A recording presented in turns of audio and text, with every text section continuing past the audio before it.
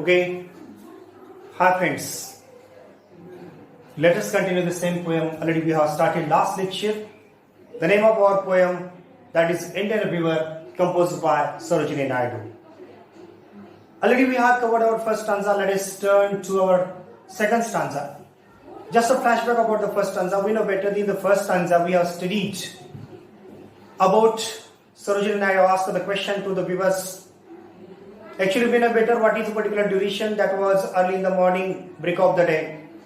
The weaver was weaving the particular cloth. At that time, Sarojini Naidu asked the question to the weaver, why are you weaving the clothes early in the morning and your face is looking very happy?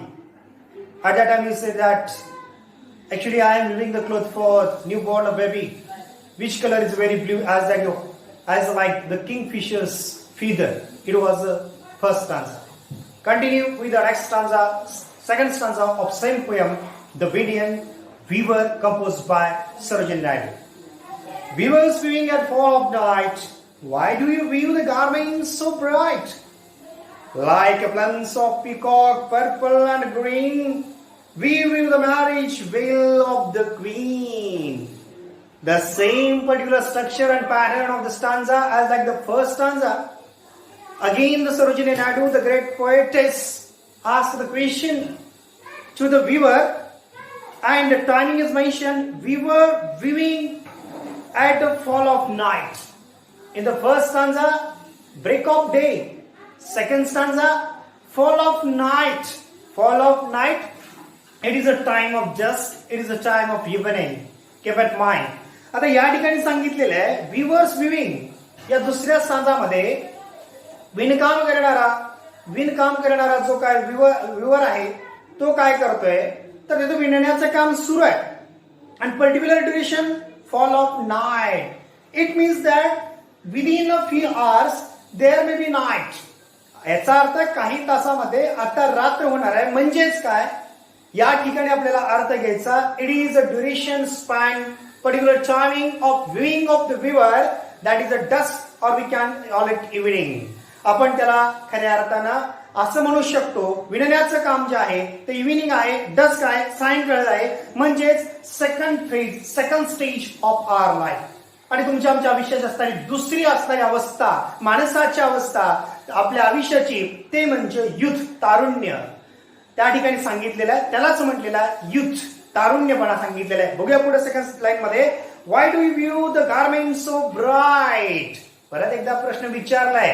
पहिल्या स्टांजामध्ये second लाईनला विचारलं होतं की garment कसा आहे, गे आनंदाच्या mood मध्ये तुम्ही विणत होता. सेकंड स्टांजामध्ये कवयित्री प्रश्न विचारते why do you view the garment so bright.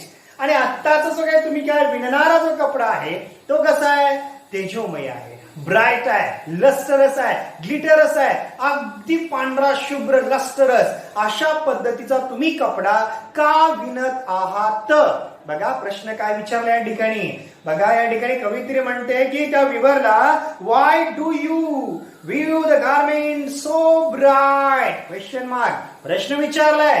एवढा असणारा तलमदार सुबक तेजोमय पांढरा शुभ्र असणारा चकचकीत चमकणारा व्हेरी ब्राईट व्हेरी व्हायब्रंट अशा असणारा कपडा तुम्ही कशासाठी विणता आहात आणि तो कशासारखा आहे पुढच्या वेळेमध्ये. Like the plums of peacock. आणि तो कसा आहे like the plums of peacock. Plums wings, plums feather. आणि हा जो आहे तो कपडा आहे कसा आहे plums of peacock purple and green. आणि कसा आहे तो पर्पल अँड ग्रीन. ऍक्च्युली आपल्याला माहित आहे आकाशामध्ये ज्यावेळेस काळेशार ढग येतात, काळेशार ढग आल्यानंतर मोर आनंदानं पिसारा काढून नाचू लागतो आणि त्या पिसाऱ्यावरच्या त्या पंखावरच्या मोर पंखावरचा असणारा रंग कसा आहे पर्पल अँड ग्रीन, इंडिगो कलरचा आहे. अतिशय त्या ठिकाणी असणारा पर्पल आहे, व्हायब्रंट आहे आणि ग्रीन आहे. मग अशा असणाऱ्या जांभळ्या अशा असणाऱ्या हिरव्या त्या रंगाचा जो की रंग पिकॉकच्या फिदर्स आहे, पिकॉकच्या पंखासारखा आहे, पिकॉकच्या प्लम सारखा आहे. एवढ्या सुंदर रंगाचा कपडा, व्हेरी ब्राईट आहे, तेजोम आहे, बघता क्षणी मनाला मोहिनी घालणारा आहे. असा कपडा तुम्ही कशासाठी विणता? What is reason behind it? Weaving the cloth as purple and green, as like the feathers, as like the wings, as like the plumes of the peacock. आणि त्या असणाऱ्या मोराने काढलेल्या पिसाऱ्यावरचा असणारा व्हायब्रंट रंगासारखा, जो की पर्पल आणि ग्रीन कलरचा एवढा मनमोहक असणारा कपडा वाय का तुम्ही विणत आहात? This question is asked by the poetess to that weavers. What is the reply given by the weavers? आणि हे म्हटल्यानंतर विवरांना काय उत्तर दिले बघूया. We weave the marriage veil of the queen. बघा किती सुंदर. कारण काय आहे, पहिल्या stanzaमध्ये आपण बघितलं की पहिल्या stanzaमध्ये when there was a stage of the particular that is childhood, we can call it birth, त्यावेळेस त्याचं कारण वेगळं होतं. नवजात शिशू साठी विणला गेला होता. आणि सेकंड स्टांजा या दुसऱ्या स्टांजामध्ये सांगितलेलं आहे what is intention behind it, ह्याच्या पाठीचा उद्देश काय आहे. तर we have the marriage veil of a queen. जी काय राजकन्या आहे, जी काय राणी आहे, त्या राणीच्या वेडिंग सेरेमनीमध्ये, मॅरेज मध्ये आम्हाला काय करायचं आहे, मॅरेज वेल म्हणलेलं आहे. Marriage veil that is we can call it bridal gown. याचा अर्थ नववधूला जे काही गाऊन असतो तो घातल्यानंतर त्या चेहऱ्याला झाकण्यासाठी जो काय वेल असतो, जो काय पडदा असतो, पडद्यासह असणारा पर्पल आणि ग्रीन कलरचा व्हेरी ब्राईट लस्टरस ग्लिटरस तेजोमय असणारा हा कपडा आम्ही विणतोय. त्याचं कारण एकच आहे, तर नववधू म्हणून होणाऱ्या राजकन्येच्या लग्नामध्ये तिला काय करायचं आहे, ब्रायडल गाऊन. नववधूचा जो काही खास पोशाख असतो, जो काही ड्रेस असतो, वेशभूषा असते किंवा त्याला असणारे कॉस्ट्युम्स आहेत, त्याच्यासाठी आम्ही काय करतोय, तर हा कपडा विणतोय. म्हणजेच आयुष्यातली दुसरी स्टेज ते आपल्याला काय सांगितले, युथ, तारुण्य. आणि त्या तारुण्यामध्ये मेन्शन केलेलं आहे वेडिंग सेरेमनी. आयुष्यामध्ये आपल्याला माहित आहे माणसाच्या आयुष्याची दुसरी स्टेज सांगितलेली आहे, दुसरी अवस्था सांगितलेली आहे, युथ, तारुण्य आहे, यंग आहे. आणि म्हणून त्यांना सांगितलेलं आहे अशा पद्धतीने दुसऱ्या स्टाजामध्ये सांगितले. याच्यामध्ये रायमिंग स्कीम आणि पेअर आणि असणाऱ्या फिगर्स ऑफ स्पीच आपण याच्याविषयी बघतोय. तर बघूया फिगर ऑफ स्पीच काय सांगितले.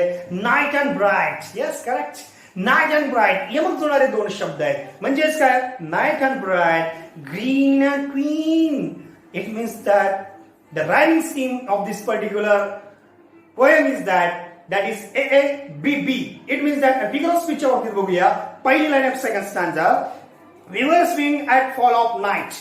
Here is the repetition of the WW. Yes, my dear friends, तुम्ही बघत आहात याच्यामध्ये रिपिटेशन झालेलं आहे, ते साऊंड W. इथं डब्ल्यू या अल्फाबेटचं परत परत येण्यास आलेलं आहे. म्हणजेच काय, repetition of the same sound आणि इट इज रिप्रेझेंटेड दॅट. तुम्हाला माहिती आहे वरच्या ओळीमध्ये आपण बघितलेलं आहे, याचा अर्थ त्याच्यामध्ये अलिट्रेशन फिगर ऑफ स्पीच हा मेन्शन केलेला आहे.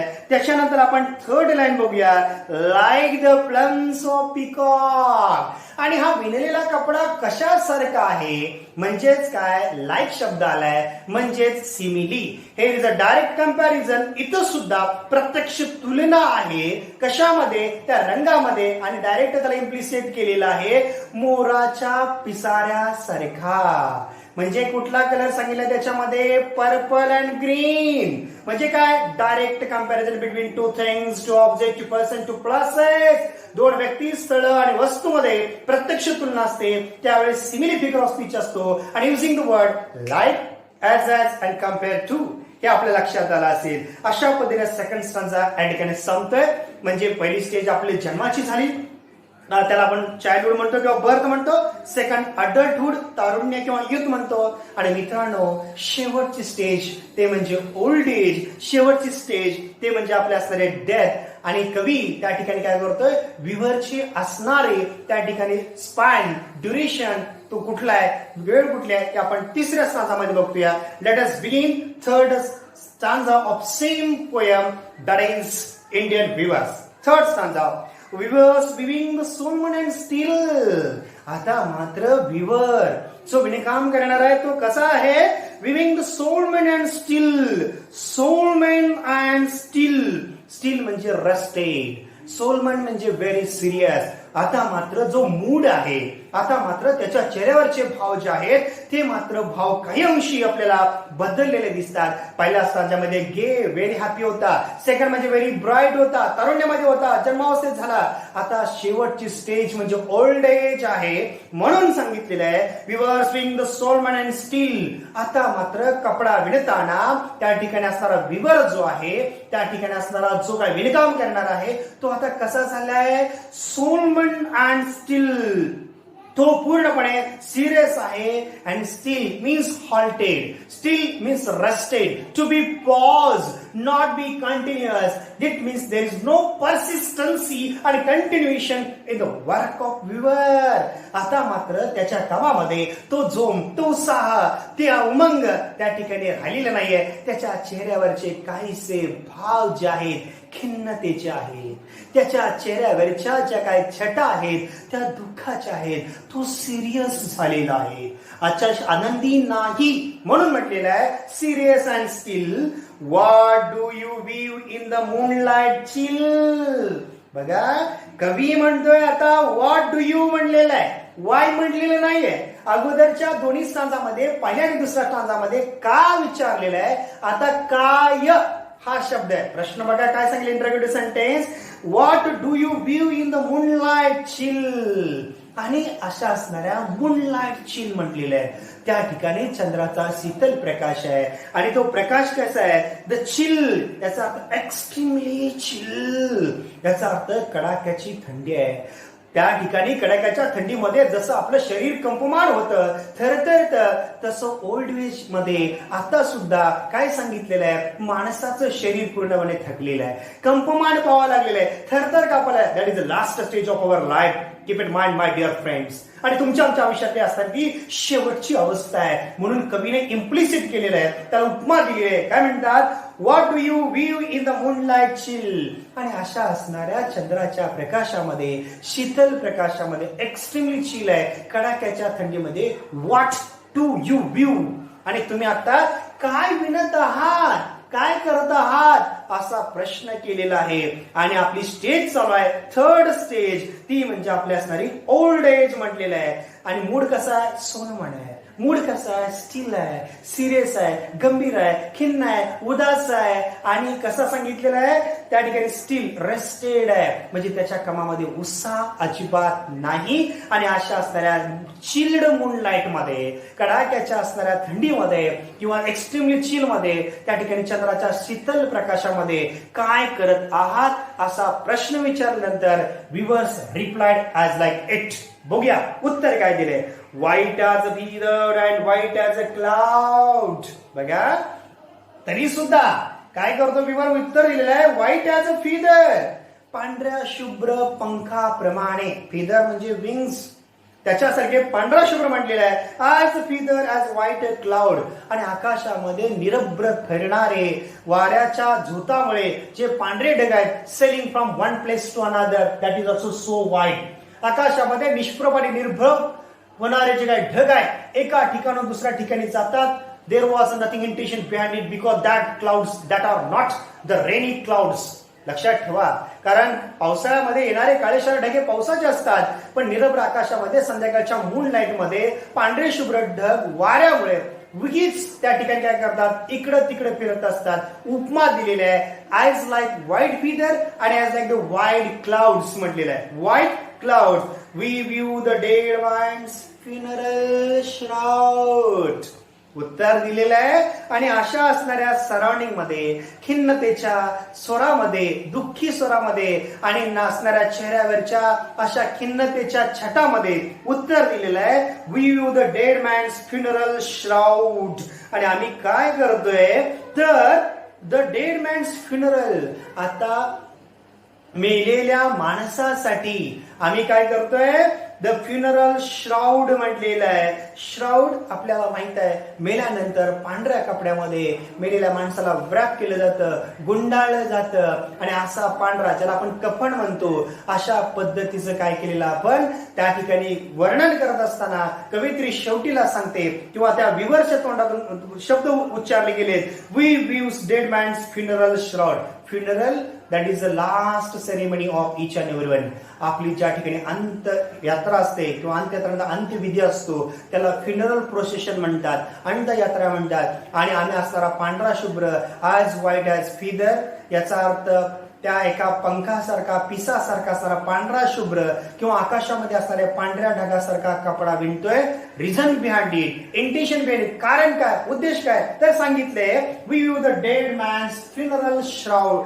फ्युनरल श्राउड म्हणलेले आहे. आणि आम्ही आता काय करतोय, तो पांढरा शुभ्र जो कपडा आहे तो मेलेल्या माणसाच्या कफनसाठी, मेलेल्या माणसाला त्या ठिकाणी शेवटचा कपडा जो असतो त्याच्यासाठी आम्ही काय करतोय, हा कपडा विणलेला आहे. याचा अर्थ तिसऱ्या स्टांजामध्ये विद्यार्थी मित्रांनो लक्षात ठेवा, आपल्या विषयाची शेवटची स्टेज सांगितलेली आहे. अशा पद्धतीने 3 stanza that is covered bye the particular poetess that is Sarojini Naidu. First one that is our childhood, second one our youth, and third one that is our death. It means that let's continue with some of the figures of speech and some of that is the particular, we can say that rhyming pair, still and chill, cloud and shout. Still and chill, these are rhyming pairs. Rhyming scheme AA, then cloud and shout, that is BB. And let us turn to the figure of speech of third stanza. Let us third stanza's first line, weavers weaving Solomon still. Weavers weaving Solomon still. There is a repetition of the sound W. जिथं एकाच साऊंडचं परत परत येणं आहे, नेहमीप्रमाणे figure of speech झालाय तो alliteration आहे. And third stanza of third line of third stanza, that is white as feather and white as a cloud. as आहे, एवढा पांढरा शुभ्र आहे की पंखासारखा, एवढा पांढरा शुभ्र आहे की आकाशातल्या पांढऱ्या ढगासारखा. म्हणजे परत एकदा मी तुम्हाला सांगेन, डायरेक्ट कंपॅरिझन आहे पंखाची त्या पांढऱ्या रंगाशी, पांढऱ्या ढगाची असणाऱ्या त्या कपड्याशी. म्हणजेच काय, फिगर ऑफ स्पीच झालाय तो सिमिली. अशा पद्धतीने कवीनं याच्या तिन्ही स्टांजामध्ये मोस्टली अलिट्रेशन आणि सिमिली फिगर ऑफ स्पीच वापरून माणसाच्या आयुष्याच्या 3 स्टेजेस या ठिकाणी सांगितलेल्या आहेत. फर्स्ट स्टेज आपले सांगितले चाइल्डहुड, सेकंड युथ, तारुण्य, and third one that is called old age. मला वाटते की तुम्हाला कविता समज असेल. My dear friends, we have covered the poem already here only. we will stop here about this poem. I think that you may understood. Okay, thank you my dear student, thank you very much.